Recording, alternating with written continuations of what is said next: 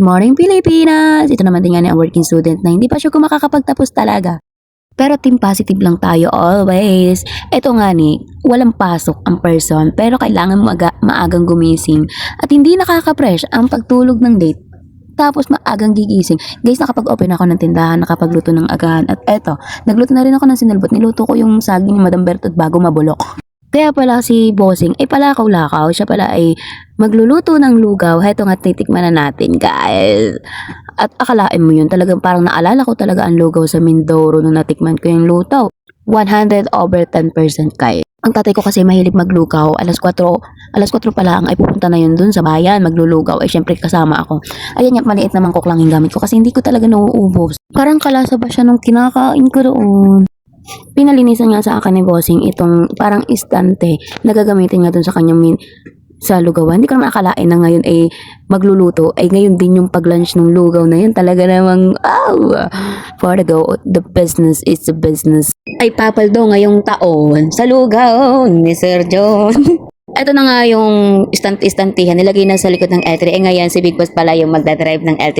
Di ba parang last time nag-practice lang siya, tapos ngayon tinry niya na talaga papunta sa altura, kaya good luck sa Kaya ako nga naiwalang kaba-kaba, mangyari ang mangyari.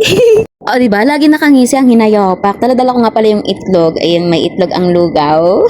Medyo may kalapitan nga ang altura dito sa amin. Nilalakad ko lang din kapag mahaba pa yung oras. Natatandaan ko dati nung una ko dito sa Manila, talagang dandaligaw ang person na ito. Kay lapit-lapit naman pala kapag nasanay ka na at matagal ka na dito. Ay, sa ulado na kahit saan ka pa lumiko riyan. Kakonvoy nga pala si Bossing. Ayun siya nasa unahan, ang person, nakamotor kami, naka-L3. Tapos may isa pang nakaibig dun sa gilid. In case na mahulog din nandun sa likod ng L3, ay masasabi nila malam. Narito na nga pala kami sa Jack's Jack's Cafe. Yan, magkatabi lang sila. Kapehan at mga restaurant. Yan nga pala yung aming shop, restaurant. Ayan. Kung gusto nyong kumain dyan, come over. Yung Jack's 24 hours, meron tayong Grab, meron ding Panda. Kapag dito ka lang around Sampaloc, ayan, meron tayong deliver. Kaya always welcome. Ayan nga pala dito, ito tayo yung kanyang lugawan. Talaga naman! Ay kaya nga, ito nga na ay ora-orada, kakaluto pala ang ay nilunch na agad. Ay sabi kasi ni Bossing, baka kapag hindi pa yun nasimulan, ay matulog na naman yung kanyang plano. Kaya dapat yun pala ang minamana ko. Pero talaga masarap yung lugaw. Like 100 over 10. Masarap siya. Eh ngayon bumalik na kami, sabi ni Big Boss. Pinoproblema ni Big Boss kung paano naman daw kami uuwi gamit yung L3. Ayun, nakauwi pa rin sa laawa ng Giaz. Naligo na rin nga ni ako at suot ko yung pinamana sa akin ng Big Boss na damit. Akala ko nung una ay hindi babagay sa akin dahil depende sa kulay ko. And itong binibilang ko nga pala, ito ay pang deposit for today. Tapos, ang hinayapak ay naglakad papunta sa video. Ay ngayon pala ay holiday. Kaya naman ako umuwi na sa bahay. Kinagabihan nga may nagchat sa akin.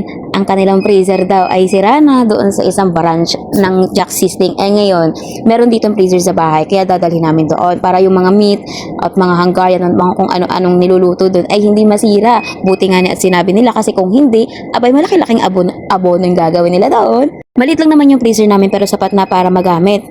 Inakita rin nga yun sa L3 kasi nga hindi na para patagilin pa, baka abutin kami ng siyam-siyam niya, matutulog pa ang person na ito, Cherry. Pagdating nga sa branch, nagpatulong na rin kami para mabuhat na hindi na para magtawag pa ng kung sino-sino, Pecho Pilato. Yan nga pala yung uniform ng Jack's System, pero by schedule din kasi meron pang isa na kumbaga kung may type A, may type B, ganyan. Ayan nga pinasok na ganyan kalaki yung freezer dyan, tapos di gumagana, pambihira talaga, oo. Nga pala yung maliit na freezer, may katandaan na may katagalan na, kaya nagmumukha ng kahoy. Pero kulang lang yan sa vitamina. Talaga namang pag ginapinturahan ay magbabalik alindog na rin yan. But don't judge the book by its cover. Talagang pag ikaw ang nilagay diyan, maninigas ka rin. Talaga namang ang tindi ng pagkakalamig niya. Praise na praise talaga. Ang kaha for today, siligalig.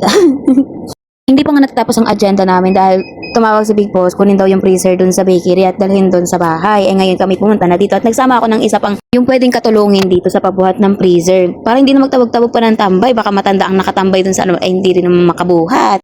Iniisip ko kung sino pwede kong isama, kung yung isang duty na or yung isa na duty pa lang. Eh ngayon parang alanganin naman ako dun sa isang, kasi naman parang isang ubo na lang yun. Eto siya na lang talaga yung sinama ko para talagang sigurado ba. Ay kita mo yun kung gaano katalentado, parang sanay na sanay. Eh inaalalahin ko baka mahulog at ako'y madag-anan pa rin. Sasabihin naman tsamba. Guys, ito nga pala yung bakery. Minsan duty din ako dito. Hindi lang ito simpleng bakery kasi ito ay sari-sari store na rin na may konting tinapay. Marami din mga paninda dito. Medyo kompleto. Talaga namang for the go. Ayat nga't nailabas na dito sa pinto. Kala ko nga hindi magkakasya. Yung pala, medyo maliit lang din pala siya, pero matangkad. Tinalian na pinatayo dun sa likod ng L3. Hindi na nga rin ako umupo dun sa unahan. Kasi dito na lang din ako kasi baka mahulog. Kasi masyadong mabigat din yung rep. Kailangan may taghihigit. Ayan, tingnan mo, mala Spider-Man na kami dito. Talagang kailangan kailangan ng force, kailangan ng lakas. Kasi baka any galaw, any move, matumba na. Madala na yung rep. Talagang mas malaking abonado talaga yon. Kahit nga't na ibaba na sa bahay, kaya hanggang dito na lang ba siya, anak? Bye-bye!